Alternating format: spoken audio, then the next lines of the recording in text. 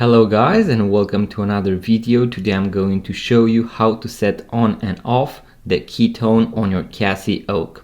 Today we have the Casio GM-2100. This is going to be the model with the stainless steel case, but this tutorial is going to work for all Casioaks that feature the module 5611. The Keytone is going to refer to that beeping sound that you hear when you press the buttons. So what you want to do is to press and hold the adjust button for 3 seconds. You are going to hear a small beep, and then we are going to use the mode button in order to toggle between different options. I'm going to go past the setting of time and date, and right afterwards we are going to see the Keytone, as you can see right here. If I press the light or the start button, you are going to switch between on and off. As you can see, now we have mute. In order to finalize the process, we are going to press the adjust button, and your setting is going to be saved. As you can see now, if I press the mode button, I won't be able to hear any sound.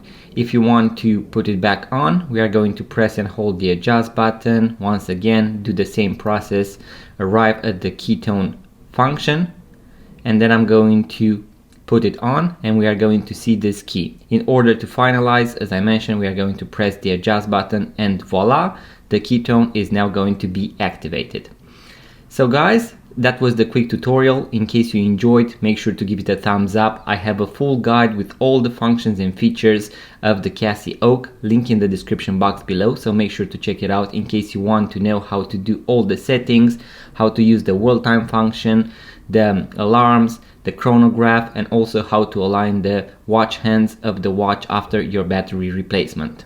Also guys, if you are into watches, vintage watches, watch tutorials and watch reviews, make sure to subscribe to this YouTube channel, give it a thumbs up, leave a comment, let me know what you'd like to see next, and I'm going to see you guys on the next video.